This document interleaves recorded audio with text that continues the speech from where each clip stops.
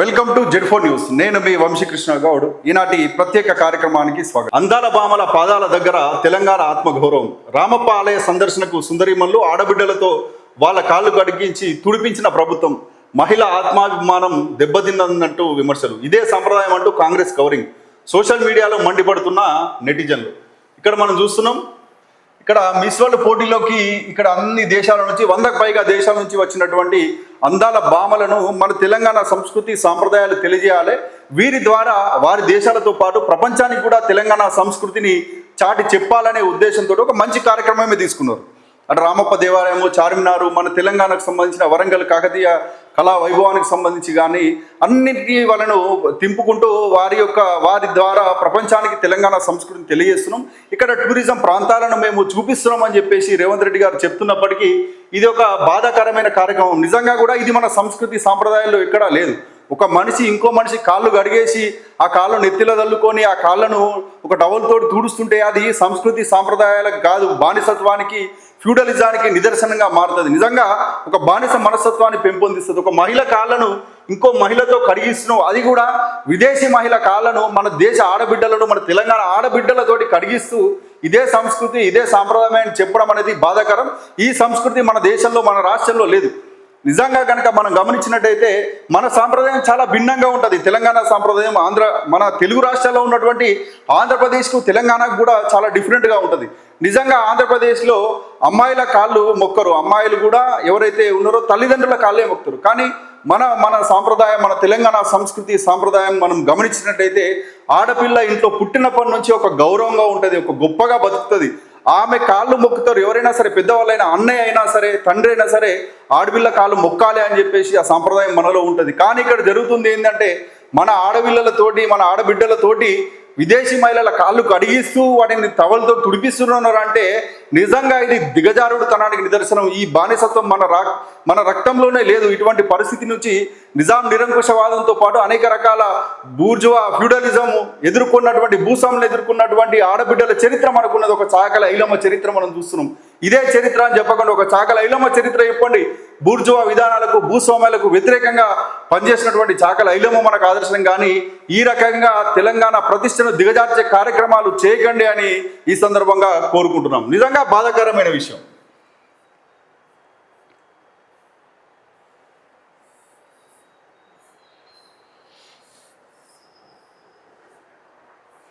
ఇది నెక్స్ట్ వెలుగు పేపర్ కనుక మనం చూసినట్టయితే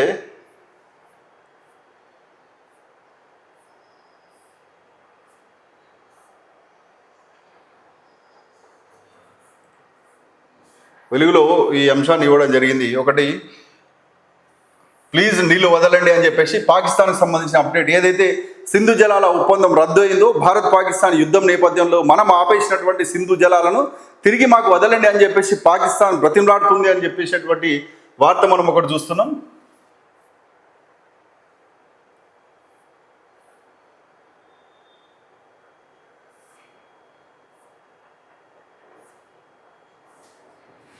ప్లీజ్ నీళ్లు వదలండి, భారత్ను వేడుకున్న పాకిస్తాన్ సింధు జలాల ఒప్పందాన్ని పునరుద్ధరించాలని లేఖ. మనం చూస్తున్నట్టయితే ఇక్కడ సింధు జలాలకు సంబంధించిన అంశాలు మనకు ఈ మధ్య చాలా వినిపిస్తున్నాయి. మనం ఏదైతే భారత్ పాకిస్తాన్ ఉద్రిక్తతల నేపథ్యంలో సింధు జలాలు ఏంటి, సింధు జలాల ఒప్పందం ఏంటి, భారత్ పాకిస్తాన్ మధ్య ఉన్న ఒప్పందాలు ఏంటి అనేది కూడా మనందరికీ తెలిసిందే. ఏదైతే సింధు నదికి సంబంధించి టిబెట్లో ఎక్కడో చైనాలో, అంటే ప్రస్తుతం చైనాది టిబెట్, చైనాలో హిమాలయాల్లో పుట్టినటువంటి సింధు నది మన దేశంలో ప్రవహిస్తూ దాదాపు 5 రాష్ట్రాల గుండా ప్రవహిస్తూ పాకిస్తాన్కి చేరి పాకిస్తాన్ పంజాబ్ ప్రావిన్స్లో విస్తృతంగా అక్కడ పంటలు పండించడానికి, సుభిక్షంగా ఉండడానికి, అక్కడ ప్రజలందరి యొక్క వ్యవసాయ ఆధారిత రంగాలకు, అవసరాలకు దాదాపు 70-80% ఉపయోగించుకుంటున్నటువంటి నదీ జలాలు సింధు జలాలు. మనం ఏం చేసాం ఇప్పుడు అని అంటే సింధు జలాలు పాకిస్తాన్కి ఇక వదలొద్దు, మనమే ఇక్కడ డ్యామ్లు ఏర్పాటు చేసుకుందాం. ఆ డ్యామ్ల ద్వారా ఇక్కడ సంబంధించిన రాష్ట్రాలు హర్యానా, గుజరాత్ ఇలా సింధు జలాలు ఎక్కడైతే అవకాశాలు ఉన్నాయో పంజాబ్ లాంటి రాష్ట్రాల్లో మనమే ఉపయోగించుకుందామనే ఉద్దేశంతో మన ప్రభుత్వం నిర్ణయం తీసుకున్నది. దానివల్ల ఏమవుతుందంటే ఇన్ని రోజులు కూడా అసలు దాని మీద మనకు హక్కు లేకుండా ఉండే పాకిస్తాన్కు ఒప్పందం చేసినాం కాబట్టి అక్కడ ఏ రకంగా అడ్డంకి వేసి అక్కడ డ్యామ్లు నిర్మించి ఆ నీళ్లను మనం ఉపయోగించుకోలే. కానీ ఇప్పుడు సింధు జలాల ఒప్పందం రద్దుతోటి పాకిస్తాన్ ఎడారిగా మారే ప్రమాదం ఉంది, బాధలున్నాయి, మాకు నీళ్లు దొరకలేదు, మాకు గొంతెండిపోతుందని చెప్పేసి ఈరోజు శత్రు దేశమైనటువంటి పాకిస్తాన్ మనల్ని అభ్యర్థించే పరిస్థితి మనం తీసుకొచ్చినామంటే ఇది విజయంగానే మనం చెప్పవచ్చు.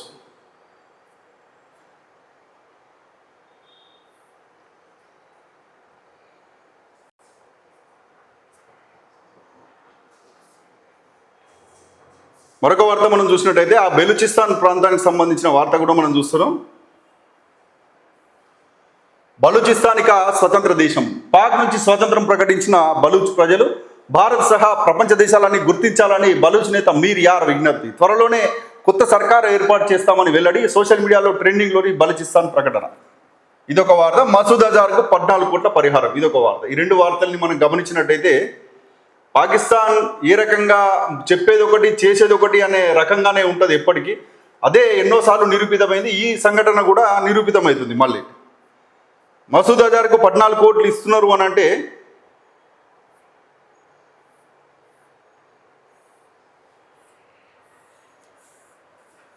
ఇక్కడ మనం చూస్తుంటే ఈ బలూచిస్తాన్ అనే నేపథ్యం మనం కనుక గమనించినట్టయితే బలూచిస్తాన్ అనే ప్రాంతము మనం ఏదైతే భారతదేశం 1947 ఆగస్టు 14 భారతదేశం నుంచి విడిపడి పాకిస్తాన్ అనే దేశంగా ఏర్పడిందో మతం ఆధారంగా ఏర్పడినటువంటి పాకిస్తాన్కు ఈ బలూచిస్తాన్కు సంబంధం లేదు. అప్పుడు ఏంది అని అంటే బలూచిస్తాన్ అనేది ఒక ప్రత్యేకమైన ప్రాంతం. అక్కడ ఒక ప్రత్యేకమైన రాజ్యం ఉండేది. ఆ బలూచిస్తాన్ రాజ్యాన్ని బలవంతంగా భయపెట్టి బెదిరించి అప్పుడు పాకిస్తాన్ ఏం చేసింది అని అంటే అక్కడ గిరిజన తెగలు గిరిజన రాజులు ఉండేవాళ్ళు. వారిని బెదిరించి వారి సామ్రాజ్యంలో కలుపుకున్నది పాకిస్తాన్లో. కలుపుకున్నప్పటి నుంచి ఇప్పటి వరకు కూడా వారికి అన్ని రకాలుగా అన్యాయమే జరిగింది. అక్కడ వారి నేపథ్యం వేరు, వారి భాష వేరు, వారి సంస్కృతి వేరు. అక్కడ బలూచు తెగ, బలూచు భాష, వారి సంప్రదాయాలు అన్నీ డిఫరెంట్గా ఉంటాయి పాకిస్తాన్కు తోటి. ఎందుకంటే వారు పాకిస్తాన్లో భాగంగా లేరు వెనుకటి నుంచి కూడా. 48లో మనం భారత్ పాకిస్తాన్ విడిపోయినాకనే వారు కొత్తగా కలిసినటువంటి ప్రాంతం బలూచిస్తాన్. కలిసినప్పటి నుంచి ఈ 2025 వరకు కూడా వారు అనేక రకాల ఇబ్బందులు ఎదుర్కొంటున్నారు. అక్కడ ఖనిజ వనరులు ఉన్నాయి, బంగారం ఉన్నది, అనేక రకాల ఖనిజాల నిక్షేపాలు ఉన్నాయి, అక్కడ ఆయిల్ నిక్షేపాలు ఉన్నాయి. వాటన్నిటిని కూడా వాడుకుంటూ అభివృద్ధికి వెనక్కి నెట్టేసి ఆమడ దూరంలో ఉంచి అక్కడ ప్రజల జీవన విధానం, ప్రజల జీవన ప్రమాణాలు పెంచకుండా ఉన్నటువంటి పాకిస్తాన్ ప్రభుత్వానికి వ్యతిరేకంగా అక్కడ ప్రజలు తిరుగుబాటు చేసినారు. ఆ తిరుగుబాటు ప్రజల్లో నుంచి వచ్చింది. బలూచిస్తాన్ లిబరేషన్ ఆర్మీ అని ఏర్పడినప్పటి నుంచి అక్కడ వారికి నిధులు కావచ్చు, ఆదాయాలు కావచ్చు సమకూర్చడంలో అక్కడ ప్రజలే స్వతంత్రంగా వెళ్ళి వారికి డబ్బులు ఇచ్చేసి ప్రజల కష్టంతో సంపాదించిన డబ్బులతోటి ఆ ఉద్యమాన్ని నడుపుతున్నారు. అదొక గొప్ప విప్లవంగా ఈరోజు జరుగుతుంది. ఇదే అవకాశంగా భారత్ పాకిస్తాన్ యుద్ధం జరుగుతున్న సందర్భంలో బలూచిస్తాను ఒకటేసారి ముందుకు వచ్చేసి బలూచిస్తాన్కు ఏదైతే పెద్ద నగరం ఉందో క్వెట్టా నగరం, ఆ క్వెట్టా నగరాన్ని కూడా స్వాధీనం చేసుకొని ముందుకు వెళ్ళింది. ఈ బలూచిస్తాన్ అనే ప్రాంతం ఇక మాదే, ఈ రాజధానికి క్వెట్టాగా మేము ఒక కొత్త సర్కార్ను కూడా ఏర్పాటు చేసుకుంటున్నాం, మమ్మల్ని ఐక్యరాజ్య సమితి కూడా గుర్తించాలి, భారతదేశం కూడా గుర్తించాలి అని చేసిన అభ్యర్థన మనం చూస్తున్నాం. ఇది ఎంతవరకు దారితీస్తుంది అనేది చూడాలి.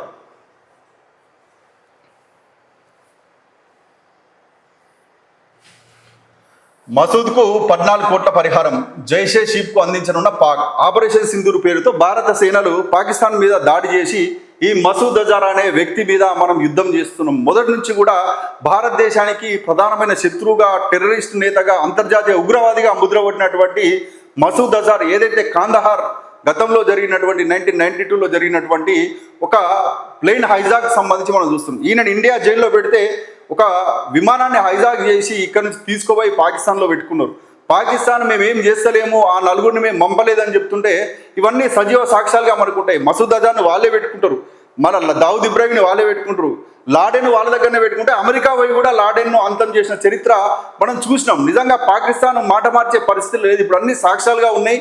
ఇది కూడా ఒక గొప్ప సాక్ష్యంగానే మనం చెప్పవచ్చు. భారత వ్యతిరేక విధానాలను అవలంబిస్తూ మసూద్ అజార్ను పెంచి పోషిస్తున్నటువంటి మనం సంఘటన ఇది కూడా. 14 కోట్ల రూపాయలు ఆ తీవ్రవాద సంస్థకి ఇస్తున్నారు అని అంటే మళ్ళీ భారతదేశాన్ని అస్థిర పంచేందుకే కదా. ఈ విషయాన్ని అమెరికా గమనించాలి, అంతర్జాతీయ సమాజం గమనించాలని మనం కోరుకుందాం. నిజంగా ఈ పరిస్థితి కనుక మనం ఇలాగే కొనసాగితే మళ్ళీ మరో బాంబు పేలుళ్ళు, మరో అమాయక ప్రజల బలియం మనం చూడాల్సిన పరిస్థితి దాపురిస్తుంది. కాబట్టి ఈ విషయాన్ని సీరియస్గా తీసుకోవాలి. మోడీ గారు, మన దేశ రాజకీయ వ్యవస్థ కూడా దీన్ని ఖండించాల్సిన అవసరం ఉన్నది.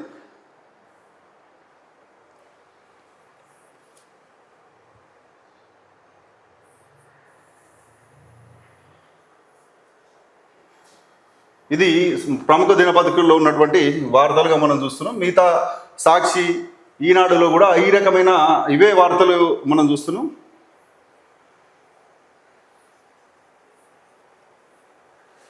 మీరు జెడ్4 న్యూస్కు మద్దతుగా జెడ్4 న్యూస్ను సబ్స్క్రైబ్ చేసుకుంటే మాకు సంబంధించిన అంశాలు వెంటనే నిజాలను మీ ముందుకు తీసుకొచ్చే ప్రయత్నంలో విజయం సాధిస్తాం. కాబట్టి సబ్స్క్రైబ్ చేసుకోండి, లైక్ చేయండి, మీకు నచ్చిన వారికి షేర్ చేసుకోండి. మీరు కనుక ఈ కార్యక్రమం పట్ల ఏవైనా అభిప్రాయాలు ఉంటే మీ అభిప్రాయాలను నిర్మోహమాటంగా సద్విమర్శలుగా కింద కామెంట్ రూపంలో మాకు తెలియజేస్తే మేము అప్డేట్ చేసుకుంటామని తెలియజేస్తూ మళ్ళీ తిరిగి నెక్స్ట్ కార్యక్రమంలో కలుసుకుందాం. అంతవరకు సెలవు, నమస్కారం.